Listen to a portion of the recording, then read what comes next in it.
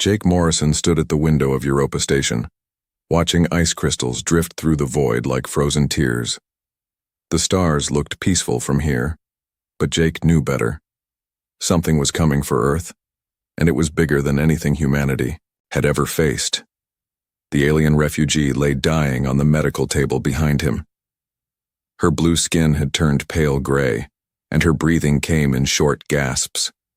She had traveled across 3 star systems to reach human space, carrying a warning that would change everything. "The Dominion comes," she whispered, her voice barely audible. "They marked your world. 6 months, maybe less." Jake turned from the window. He had been an admiral in the Earth Defense Force for 12 years, but nothing had prepared him for this moment. First contact with alien life, and it came with news of war. "Tell me about them," Jake said, kneeling beside the medical table. The alien's large eyes focused on him with effort. "They rule the galaxy. 3,000 years of conquest. Their ships are like moons. Their weapons can crack planets. They tested your defenses already." Jake's blood turned cold. 3 weeks ago, 3 unknown objects had appeared at the edge of the solar system. They had destroyed 2 patrol ships in minutes, then vanished. Earth Command had called it a technical malfunction, but Jake had suspected something else. "Why are they coming?" he asked. "Your species shows promise," the alien said. "They want your technology, your people. Those who submit become slaves. Those who resist become dust." She reached into her torn clothing and pulled out a small crystal device. "My people kept records. The Dominion has a pattern. They send scouts first, then the fleet. You have time to prepare, but not much." Jake took the crystal. It felt warm in his hands, pulsing with soft light. "How do we fight them?" The alien smiled sadly. "You don't. You survive if you're lucky, or you find something they don't expect." Her eyes closed, and the medical monitors flatlined. Jake stood alone with the crystal, carrying the weight of humanity's future. 2 days later, Captain Lisa Campbell was exploring the ruins on Kepler 442b when her team made the discovery. The planet had been dead for centuries, its cities reduced to rubble and glass. But deep underground they found something intact. "Admiral Morrison needs to see this," Lisa said into her communicator. She stood in a vast chamber carved from solid rock, its walls covered in strange symbols that seemed to glow with their own light. Dr. Kevin Park, her xenoarchaeologist, ran his scanner over the hieroglyphs. "These are warnings," he said. The same symbols repeat over and over. "And look at this." He pointed to a section of wall where the symbols formed a clear pattern. Ships destroying planets, fleets of massive vessels moving through space, and at the center a symbol that looked exactly like the ones on the alien refugee's crystal. "It's the Dominion," Lisa breathed. "This civilization knew about them." Kevin nodded grimly. "And they left us a message. According to these symbols, the Dominion tests every system before they attack.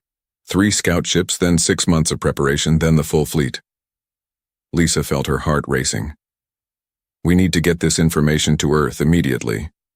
But as they prepared to leave the ruins, their ship's sensors detected something approaching.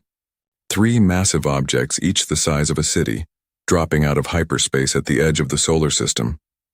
The Dominion had found Earth. Colonel Ryan Hayes was having coffee in the Mars Defense Control Center when the alarm started screaming. His duty officer, Lieutenant Sam Rodriguez, was already pulling up the sensor data when Ryan reached the command station.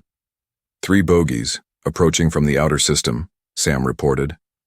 "They're huge, sir. Each one is at least 2 kilometers long." Ryan studied the tactical display.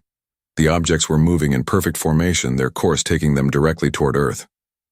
"How long until they reach us?" "At current speed, 18 hours. But, sir, they're not showing any propulsion signatures. They're just gliding." Ryan activated the defense network. "All stations, this is Mars Control. We have unidentified contacts approaching Earth. Battle stations, repeat. Battle stations." The next few hours passed in tense preparation. Earth's most advanced fighters launched from Luna Base, while the Mars defense grid powered up its plasma cannons. Ryan coordinated with Admiral Morrison, who was rushing back from Europa Station with the aliens' warning. "Don't engage unless they fire first," Morrison ordered over the comm. "We need to know what we're dealing with." But the Dominion scouts had no interest in conversation. When the human fighters moved to intercept them, the alien ships opened fire. Ryan watched in horror as the battle unfolded on his screens. Earth's finest pilots, flying the most sophisticated ships humanity had ever built, lasted less than 3 minutes against the Dominion weapons. The alien energy blasts didn't just destroy the fighters, they made them disappear completely, leaving nothing but empty space. "My God," Sam whispered. "What kind of weapons are those?" The scout ships continued their approach, scanning everything in their path. They analyzed Earth's defenses, cataloged human technology, and recorded the locations of every military installation.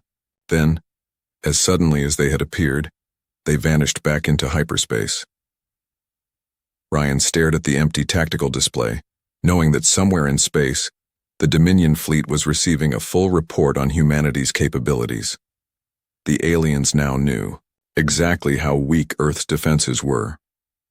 Dr. Amanda Foster was deep underground on Titan when she received the emergency summons.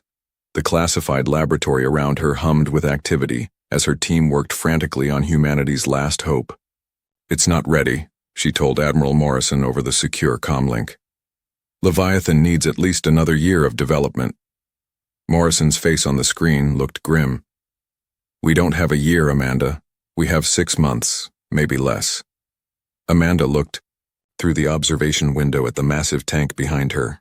Floating in the biogel was something that defied description. Part machine, part living creature, part nightmare. It was 3 kilometers long and still growing, its organic hull pulsing with bioluminescent patterns. "The neural interface isn't tested," she said.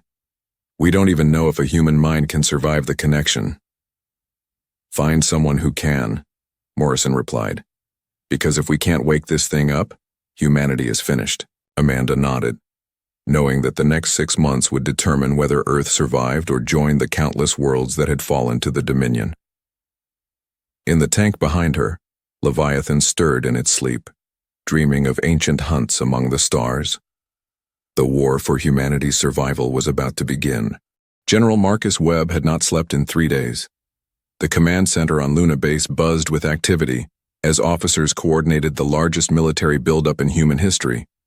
Every asteroid mining station had become a weapons factory. Every civilian ship was being fitted with guns. The Jupiter shipyards worked day and night, but Webb knew it would not be enough. "Status report," he said to his aide, Captain Nicole Grant. 17,000 fighters completed, sir.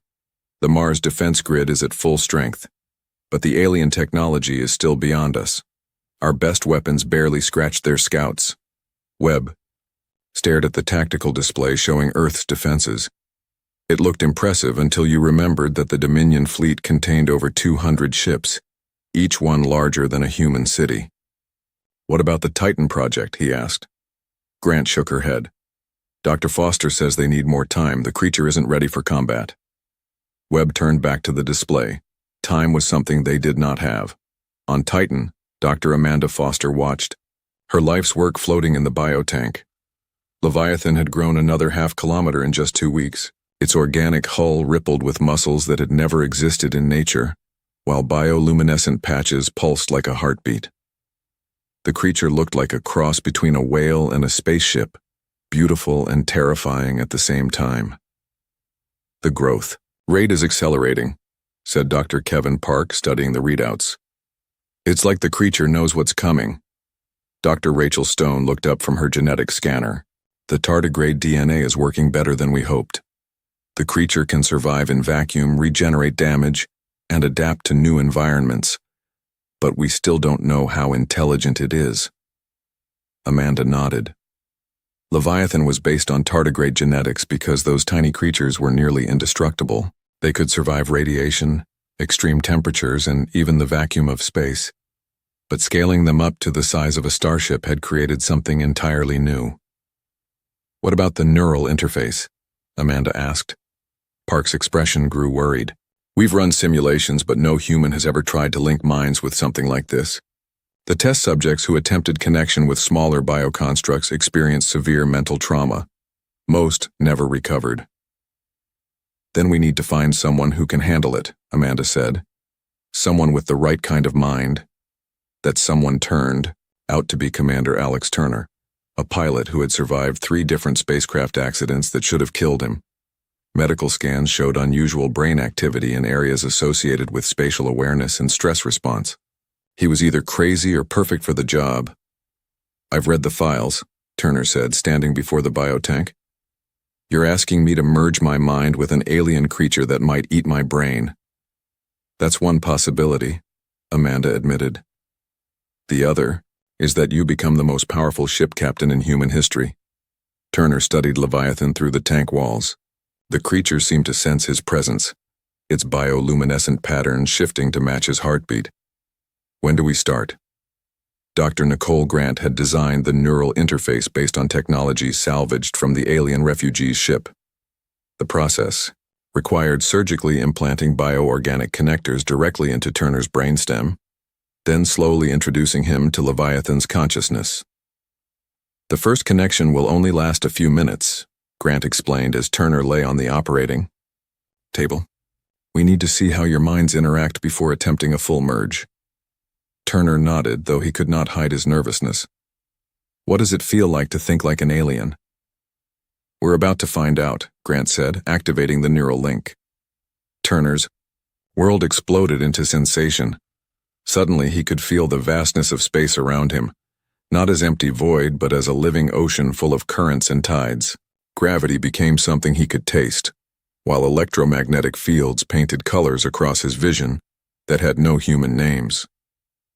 But beneath these alien perceptions was something else, a vast intelligence that was ancient and hungry. Leviathan's mind touched his, and Turner glimpsed memories that were not his own. Memories of hunting through space between the stars, of ships the size of planets falling to organic predators that moved like living torpedoes. The connection lasted only 90 seconds before Grant disconnected him, but Turner was forever changed. He had touched something that remembered when the galaxy was young, when creatures like Leviathan ruled the void between worlds. It worked, he gasped, his eyes wide with wonder and terror. But Leviathan isn't just a weapon, it's a predator, and it's been sleeping for a very long time. Meanwhile, Lieutenant Sam Rodriguez was leading reconnaissance missions to the outer solar system, gathering intelligence on the approaching Dominion fleet. What he found there made his blood freeze. The Dominion 7th Fleet was even larger than initial estimates. Over 200 massive vessels moved in perfect formation, their hulls gleaming with alien metals that seemed to bend light around them. At the center of the formation was the flagship Void Render, a ship so large it had its own gravity field. Jesus Christ, whispered Rodriguez's co-pilot as they watched from behind an asteroid. How do you fight something like that? Rodriguez was running passive scans, trying to learn everything possible without being detected. The energy readings from the Dominion ships were beyond anything in human experience. Their smallest escort vessels carried more firepower than Earth's entire space fleet. The flagship is 15 kilometers long, Rodriguez reported back to Mars base. It's carrying weapons that could crack a planet's crust. The entire fleet could sterilize Earth's biosphere in less than an hour. As they prepared to withdraw, Rodriguez noticed something strange about the Dominion formation. The ships were not just traveling together, they were connected by streams of energy that flowed between their hulls like living lightning. The entire fleet was functioning as a single organism. They're not individual ships, he realized. They're parts of something bigger. The whole fleet is one giant machine. Back on Titan, Turner was preparing for his second neural connection with Leviathan. This time the link would be deeper and longer. If successful, he would become permanently bonded with the creature's consciousness. Are you ready? Amanda asked. Turner nodded, though his hands were shaking. I've been having dreams about hunting in deep space. I think Leviathan is already changing me. That's normal, Grant said, though her expression suggested it was anything but normal. The bio-neural interface creates a two-way connection. You influence the creature, but it influences you too. As the neural link activated, Turner felt his consciousness expand beyond human limitations. He became aware of Leviathan's body as if it were his own. Every muscle, every organ, every bioelectric pathway. The creature was not just alive, it was awake and aware. Through their shared connection, Turner learned that Leviathan's species had once hunted the ancient predecessors of the Dominion across the galaxy. They were apex predators evolved specifically to destroy artificial constructs, living weapons that fed on metal and energy. The Dominion had won their ancient war by destroying Leviathan species and driving the survivors into deep hibernation. But humanity had awakened something that remembered those battles, something that carried genetic memories of epic hunts among the stars. As Turner's mind fully merged with Leviathan's consciousness, he realized that Earth had not created a weapon to fight the Dominion.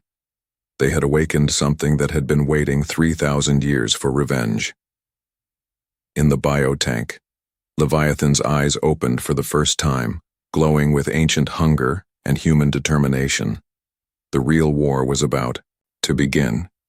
The Dominion's 7th Fleet dropped out of hyperspace like a plague of metal locusts. Their ships blotted out the stars, each one a monument to 3,000 years of conquest. On the bridge of the flagship Void Render, Warlord Vexthul studied the primitive solar system with contempt. Another backward species, he said to his tactical officer. Their weapons are crude, their ships are slow. This will be over quickly. The warlord activated the communication array and broadcast Earth's terms of surrender. His mechanical voice echoed across all human frequencies, cold and absolute. Humans of the 3rd planet, you will submit to Dominion rule. Your technology will be absorbed. Your population will be reduced to sustainable levels. You have 1 rotation of your planet to respond. On the bridge of the UEDS Defiance, Admiral Jake Morrison listened to the alien ultimatum with his senior staff. The tactical display showed the overwhelming size of the Dominion fleet.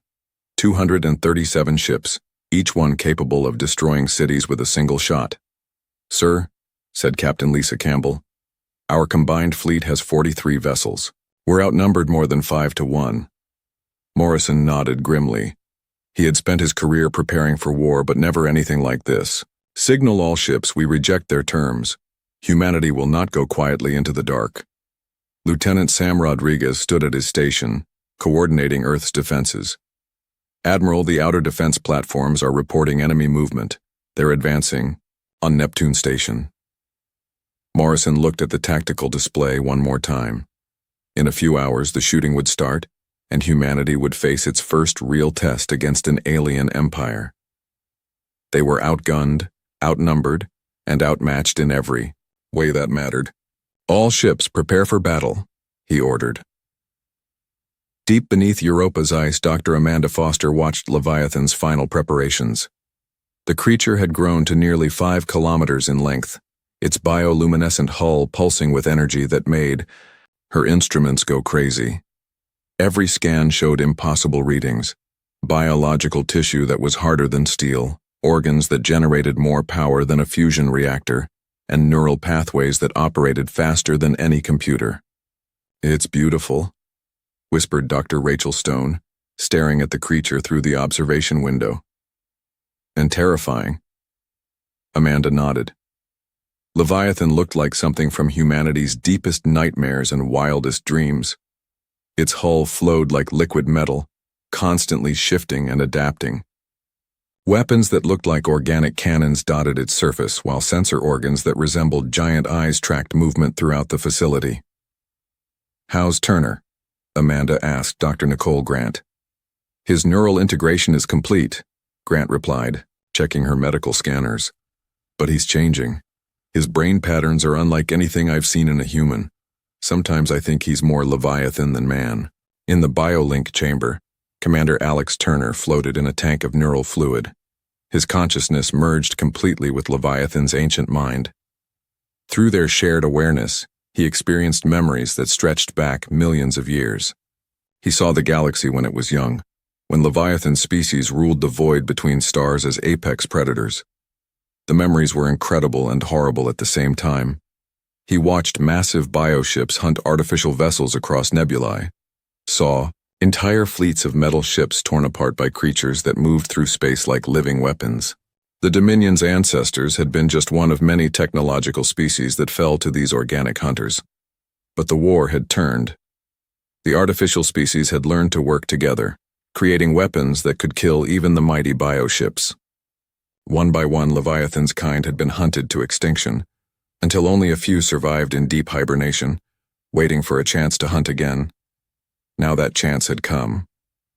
Through Turner's human perspective, Leviathan understood that these Dominion ships were the descendants of its ancient enemies.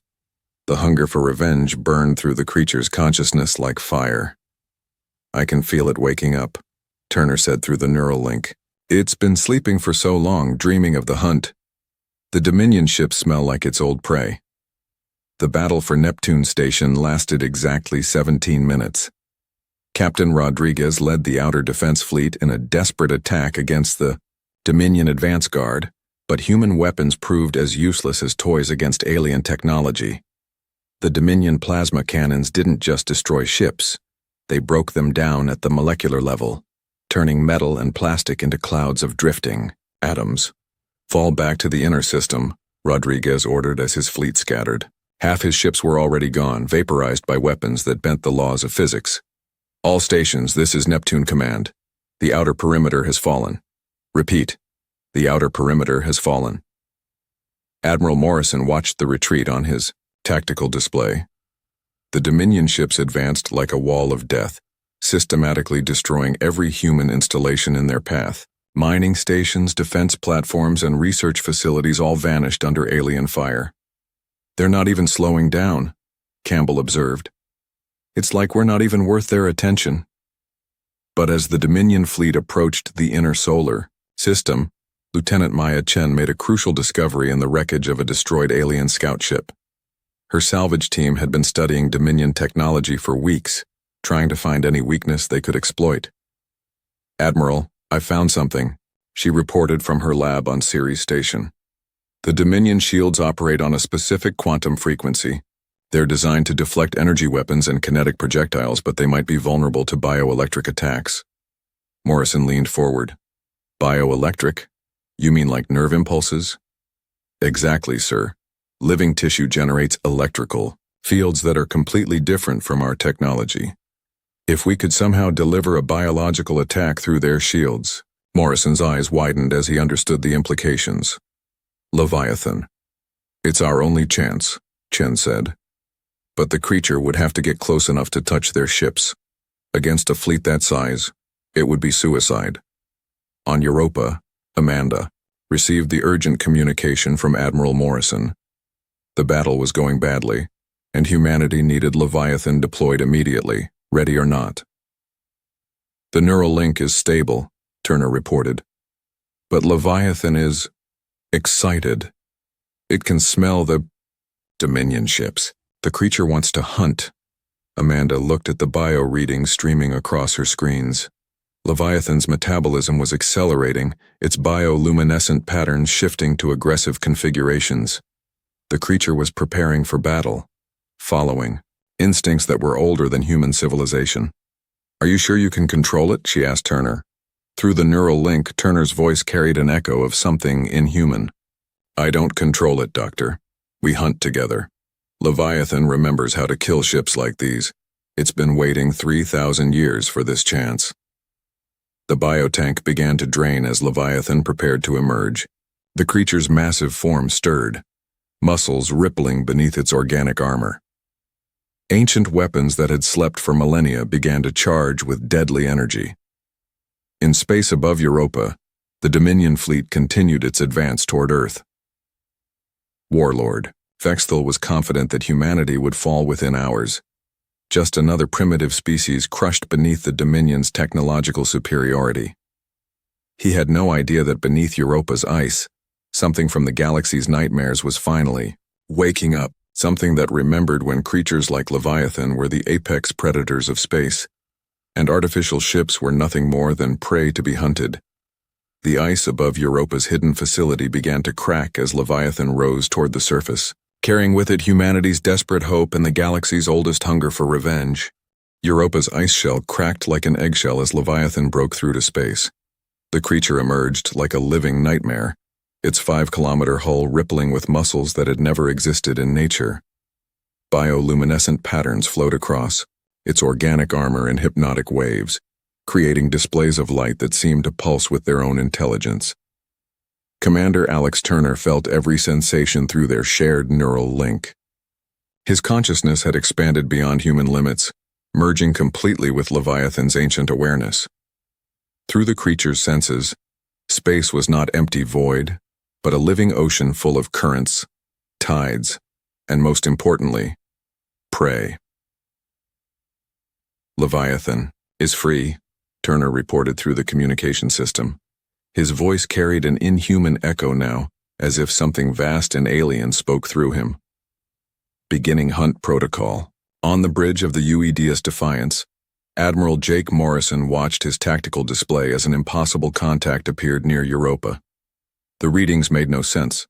Biological tissue moving through vacuum, energy signatures that defied physics, and a mass that registered larger than most asteroids. "What the hell is that thing?" Captain Lisa Campbell whispered. Morrison activated the communication channel. "Turner, report your status." "We are hungry," came the reply, and Morrison felt his blood chill at the plural pronoun. "The Dominion ships smell like our ancient prey. We remember how to kill them." Warlord Vexthal barely glanced at the bioship contact on his sensors. The Dominion had encountered organic vessels before during their conquests. They were always primitive, always weak, always easily destroyed by superior technology. "Deploy 3 destroyers," he ordered dismissively. "Eliminate the biological construct before it reaches our formation." The Dominion destroyers moved to intercept Leviathan with casual confidence. Each ship was over 1 kilometer long, armed with plasma cannons that could melt asteroids and shields that had never been penetrated by organic weapons. Their captains expected an easy victory against another desperate alien attempt at resistance. They were wrong. Leviathan approached the first destroyer with fluid grace, its hull shifting and flowing like liquid mercury. The Dominion ship opened fire with everything it had, plasma beams and particle weapons striking the bioship's organic armor. But instead of destroying tissue, the weapons seemed to be absorbed, their energy disappearing into Leviathan's hull, without leaving a mark. "Impossible," the destroyer captain transmitted. "Our weapons have no effect." Then Leviathan did something that shattered every law of physics the Dominion understood. The creature's hull became translucent, phasing through the destroyer's shields like they didn't exist. For a moment, both ships occupied the same space, organic tissue flowing around metal corridors. When Leviathan solidified again, it was inside the destroyer's hull. Bioelectric organs discharged massive voltages directly into the ship's systems, overloading circuits and frying control networks. Organic acids secreted from the creature's skin began dissolving the destroyer's armor from within. The Dominion ship died screaming, its hull torn apart as Leviathan fed on its metal structure and absorbed its energy. Within minutes, nothing remained but scattered debris and a bioship that had grown noticeably larger. "Target eliminated," Turner reported, though his voice now carried harmonics that human vocal cords could never produce. "Incorporating enemy technology, adapting weapons systems." Admiral Morrison stared at his display in amazement and horror. Leviathan had not just destroyed a Dominion ship, it had consumed it, learning and growing stronger from each kill. "My God," Campbell breathed. "What have we created?" The second destroyer tried to retreat, but Leviathan was faster than any ship the Dominion had ever built. The creature moved through space like a living torpedo, its bioluminescent patterns shifting to match the electromagnetic signatures of nearby asteroids. To Dominion sensors, it seemed to vanish and reappear randomly, making it impossible to target. When Leviathan struck the second destroyer, it used a completely different attack method. Organic tentacles shot out from the creature's hull, wrapping around the alien ship like the arms of a cosmic squid. Bioelectric discharges flowed along the tentacles, overloading the destroyer's shields and paralyzing its weapons. Then Leviathan began to feed.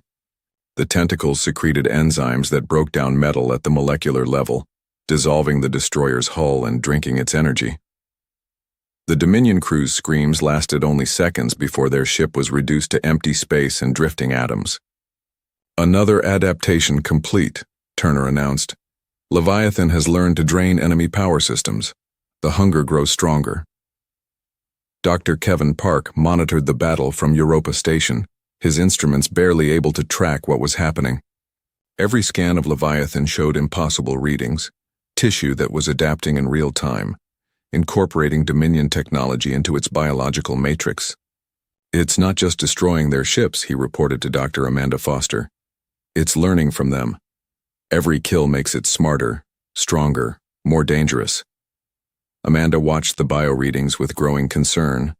Leviathan's consciousness was expanding, beyond anything they had predicted. The creature was becoming something entirely new, part organic predator and part technological construct. "What about Turner?" she asked Dr. Nicole Grant. Grant checked her neural monitoring equipment. "His brain patterns are changing. Sometimes I can't tell where Turner ends and Leviathan begins. They're becoming a single entity. The third destroyer never had a chance. By now, Leviathan had adapted Dominion shield technology to its own biology, creating an organic energy barrier that deflected the alien ship's weapons. The creature had also grown new organs based on consumed Dominion plasma cannons, bioelectric versions that fired concentrated energy beams. When Leviathan attacked the third destroyer, it fought like nothing the Dominion had ever encountered. The creature used pack-hunting tactics, creating false images of itself using bioluminescent camouflage, while the real attack came from an unexpected angle. It employed the wreckage of the previous destroyers as cover, hiding among the debris until the perfect moment to strike. The destroyer captain barely had time to scream before Leviathan's new bioplasma organs tore his ship apart. But this time, the creature didn't just consume the wreckage. It began reshaping the metal and technology, incorporating Dominion materials directly into its hull structure. Warlord Vexthol finally began to take the situation seriously as reports flooded in from his destroyed destroyers. "What manner of creature is this?" he demanded. His tactical officer studied the sensor readings with growing alarm. "It appears to be some form of biological construct, but it's incorporating our technology. Each time it destroys one of our ships, it grows larger and more powerful." "Deploy the entire 3rd Squadron," Vexthol ordered. "Destroy this abomination before it reaches our main fleet." But Leviathan was no longer the same creature that had emerged from Europa's ice. It had grown to over 7 kilometers in length, its hull now a hybrid of organic tissue and adapted Dominion technology. Biomechanical weapons dotted its surface while energy shields flickered around its organic armor. Most importantly, its intelligence had expanded beyond anything human or alien. Through the neural link, Turner experienced consciousness on a scale that dwarfed individual awareness. Leviathan was becoming a hive mind that encompassed the memories and knowledge of every ship it had consumed. "The hunt continues," Turner announced, though whether it was still Turner speaking was unclear. "The Dominion ships carry the scent of our ancient enemies. We will consume them all." Lieutenant Sam Rodriguez watched from his reconnaissance post as Leviathan approached the next group of Dominion ships. The creature moved with predatory grace, no longer like a ship, but like a living weapon evolved specifically for space combat. "Admiral," he transmitted, "I don't think we're controlling this thing anymore. It's hunting on its own initiative." Morrison studied his tactical display as Leviathan engaged 15 Dominion ships simultaneously. The creature was using tactics that no human had taught it, drawing on instincts and memories that were millions of years old. "Can we stop it if we need to?" he asked. Rodriguez watched as Leviathan tore through the Dominion squadron like a shark through fish. "I don't think anything can stop it now, sir. We've awakened something that was designed to be the ultimate predator." In space above Europa, Leviathan continued its feast, growing larger and more intelligent with each kill. The creature that had once been humanity's desperate weapon was becoming something far beyond their control or understanding. The galaxy's apex predator had returned, and it was hungry for revenge against the empire that had destroyed its kind 3,000 years ago. Warlord Vexthal stood on the bridge of the Void Render, watching his fleet disappear one ship at a time. The biological creature had destroyed 47 vessels in 3 hours, growing larger and more dangerous with each kill. What had started as an easy conquest was becoming a nightmare. "Deploy all weapons," he ordered his tactical officer. "Target the creature with our planet-killer cannons." The Void Render's massive guns swiveled toward Leviathan, each weapon capable of cracking a world's crust. Energy built up in the charging chambers, enough power to destroy entire cities. When the guns fired, space itself seemed to tear apart. As concentrated destruction raced toward the bioship, Leviathan absorbed the attack like a sponge drinking water. The creature's hull had adapted Dominion shield technology, but improved it beyond anything the aliens understood. The planet-killer weapons struck organic armor that simply flowed around the energy, redirecting the force harmlessly into space. "Impossible," Vexthal whispered. "Nothing can survive our primary weapons." Then Leviathan struck back. The creature had grown to nearly 10 kilometers in length, its hull now a perfect fusion of organic tissue and stolen Dominion technology. Bioplasma cannons that had once been alien weapons fired streams of living energy that ate through the Void Render's shields like acid through paper. Commander Alex Turner felt every sensation through their shared consciousness. But he was no longer truly human. His mind had expanded to encompass the memories of thousands of consumed alien minds, millions of years of predatory instincts, and knowledge that spanned the galaxy. Sometimes he remembered being human. But those memories felt like dreams from another lifetime. "The flagship falls," he announced, though the voice belonged as much to Leviathan as to Turner. "The hunt nears completion." The Void Render's death throes lasted 12 minutes. Leviathan tore through the massive ship section by section, consuming its technology and absorbing the consciousness of its crew. With each bite, the creature learned more about Dominion space travel, their weapons, their tactics, and most importantly, the locations of their other fleets. Warlord Vexthal died screaming as organic tentacles dragged him into Leviathan's digestive chambers. His final transmission was a warning to the Dominion High Command. "The apex predators have returned. They remember the ancient war. All fleets must." The message cut off as the Void Render's communication array was consumed along with everything. Else Admiral Jake Morrison watched the battle's end from the bridge of the UEDS Defiance. His tactical display showed empty space where the Dominion 7th Fleet had been. 237 alien ships had been reduced to scattered atoms, and one bioship that was now larger than a space station. "Turner, respond," Morrison called over the communication channel. "Turner is part of us now," came the reply. The voice carried harmonics that hurt to hear, as if multiple beings spoke in perfect unison. "We are Leviathan. We are the hunters returned." Captain Lisa Campbell studied her sensor readings with growing alarm. "Admiral, it's not stopping. Leviathan is already moving toward the outer system. I think it's following the Dominion's hyperspace trails." Morrison felt his blood turn cold. "Where is it going?" "Based on the trajectory, it's tracking the paths used by Dominion scout ships. It could be following them back to their territory." Dr. Amanda Foster monitored the situation from Europa Station, watching as humanity's salvation became something beyond their understanding. Her life's work had succeeded beyond her wildest dreams and worst nightmares. Leviathan had saved Earth, but at a cost she was only beginning to comprehend. "The neural link is still active," Dr. Nicole Grant reported. "I can detect Turner's brainwave patterns, but they're mixed with thousands of others. Alien minds, artificial intelligences, quantum, consciousness we don't even have names for." "Is he still human?" Amanda asked. Grant hesitated before answering.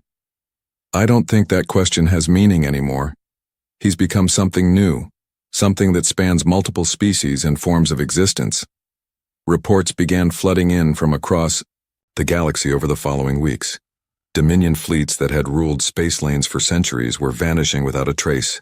Entire battle groups would simply disappear, leaving behind only faint biosignatures and stories of impossible creatures that hunted artificial ships like wolves hunting deer. Lieutenant Sam Rodriguez coordinated the intelligence gathering from his post on Mars.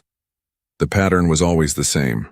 Leviathan would appear at the edge of a star system, single out the largest Dominion ships, and systematically consume the entire fleet. With each victory, the creature grew larger and more intelligent. "It's not just destroying them," Rodriguez reported to Admiral Morrison.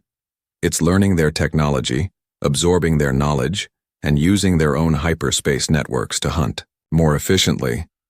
Leviathan is turning the Dominion's greatest advantages against them." The creature that had once been Earth's weapon was now operating independently across dozens of star systems.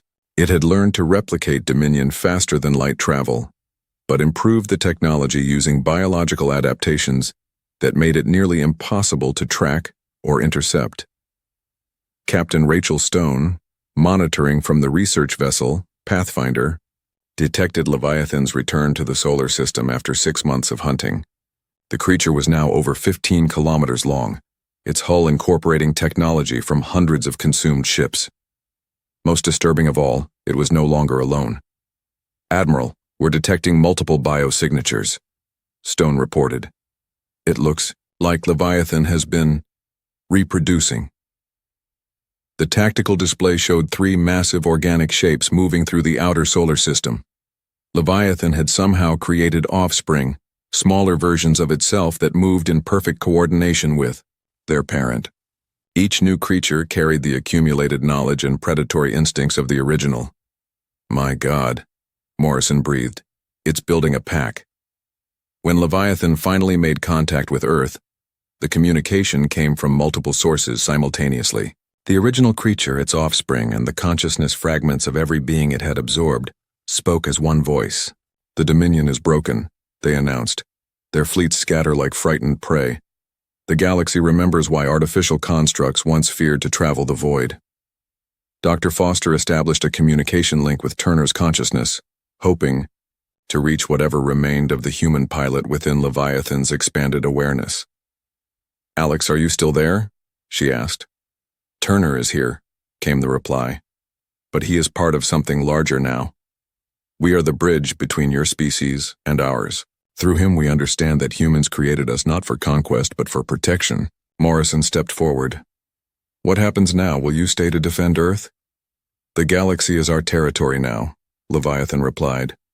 "We hunt where prey gathers, feed where fleets mass for war. But Earth is under our protection. You are our creators, our partners in this new age."